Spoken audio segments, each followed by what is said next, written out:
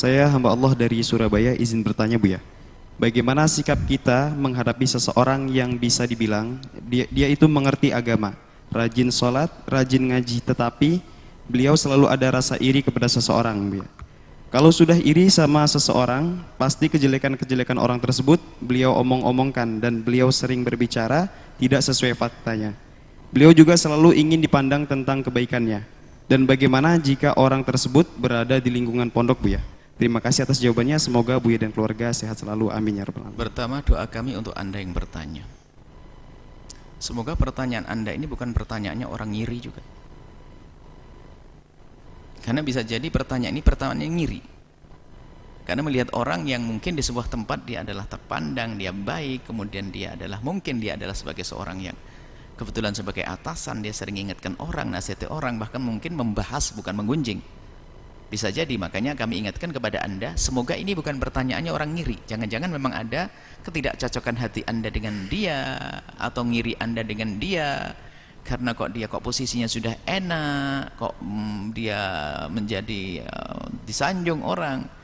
Nah, ini mungkin nasihat pertama buat Anda ini yang bertanya, karena kadang-kadang halus yang semacam ini. Bahasanya nilai orang ngiri, padahal dia ngiri dengan yang ngiri tadi. Ya kan? Sebenarnya dia ngiri dengan yang diiri. Kenapa? Ya di sebuah tempat terhormat dia mungkin. Baik, ini yang pertama. Kemudian jika benar apa yang Anda sampaikan, maka ini yang kedua adalah jika benar yang Anda sampaikan bahwasanya ada seseorang yang punya sifat semacam itu, dia rajin ibadah, rajin sholat, cuman yaitu gampang ngiri kepada orang lain, maka ini jadi pelajaran buat siapapun dari kita. Jangan kayak itu, karena hal itu tidak baik. Itu penyakit hati. Dan kalau orang ngiri, ada ngiri di dalam hati, akan menjadi sebab kerusakan semuanya. Dan itu bisa menghabiskan pahala. Nabi menyebutkan al-hasadu, itu yang namanya dengki itu. Ya'kulul hasanat kama ta'kulun narul hatab. Akan menghabiskan kebaikan seperti kayu bakar, itu seperti api makan kayu bakar. Banyak orang diberi oleh Allah kemudahan dalam melakukan ibadah, sholat dan yang lainnya, tapi ternyata di dalam hatinya ada ngiri.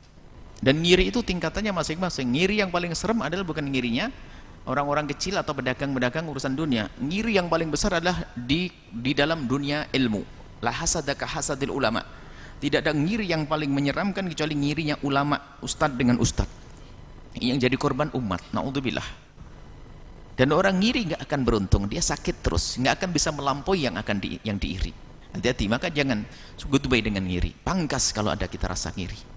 Hilangkan ngiri, ini penyakit hati. Tersiksa kita ngelihat tetangga sukses sakit, ngelihat teman sukses sakit. Padahal tidak ada sesuatu yang menerpa jasad kita, hanya hati kita yang sakit. Na'udzubillah, menembus hati sebelum kulit. Nasib buruk ini orang punya penyakit ngiri.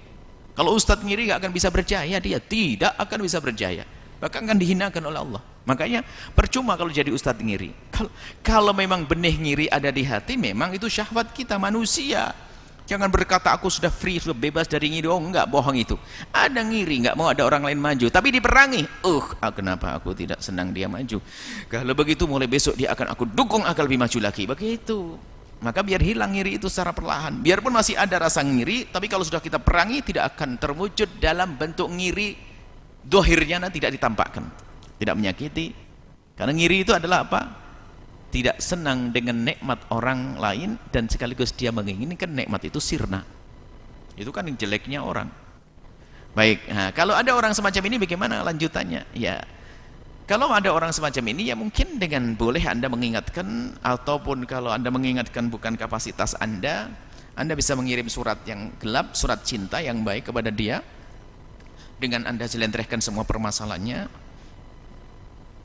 Atau kalau Anda susah, ya sampaikan video saya ini, sudah beres. Nanti biar dengar. Nanti insya Allah, karena merugi betul orang ngiri. Seperti itu, kalau orang ngiri, sikap Anda dulu deh. Yang penting Anda benar, Anda tidak ngikut ngiri seperti dia. Adapun siapapun yang ngiri, segera akhiri. Ngiri, Masya Allah ngiri. Dan ini dalam sejarah begitu. Sampai ada orang mengatakan, katanya dulu pada zaman Imam Ghazali ada orang alim seperti Imam Ghazali. Wallah alam, kisah ini di mana kebenarannya wallah. Tapi mungkin sekali ada orang begitu hebatnya, tapi nggak akan disebut setelah itu tidak berguna, karena hilang begitu saja. Ditelan zaman. Karena apa? Ada ngiri. Tapi ilmu Imam Ghazali ilmunya manfaat sampai hari ini. Biasanya dalam dunia dakwah begitu, kalau ada orang mulai melambung dakwahnya, mulai ada Ustaz-ustaz yang ketinggalan mulai ngiri, membuat isu dan sebagainya. Tapi kalau orang diiri sama orang lain lalu dia tabah tenang, dia akan terus melambung dan akan meninggalkan semua yang ngiri. Yang ngiri capek, dia sakit hati terus ya. Mas hati-hati, ini calon ustaz semuanya. La hasada ka hasadil ulama. Tidak ada hasad yang lebih serem dari hasadnya ustaz. Wah, ini lucu. Menfitnah, menggunjing dan sebagainya. Menfitnah, enggak terjadi ini, jelek-jelekin yang enggak ada dan sebagainya. Seperti itu. Jadi ingatkan dia dengan cara halus, dengan bahasa cinta dan kasih. Tapi sebelum Anda mengingatkan dia yang bertanya, Anda tata hati Anda dulu. Benarkah Anda sudah terbebas dari penyakit itu? Jangan-jangan Anda dalam rangka tidak cocok dengan dia. Mungkin Anda sudah tidak ngiri, tapi Anda menjadi benci kepada dia mungkin. Hilangkan. Anda mengingatkan seseorang bukan atas dasar kebencian, bukan atas dasar ngiri Anda, tapi atas dasar rindu maslahat untuknya. Wallahu a'lam bishawab.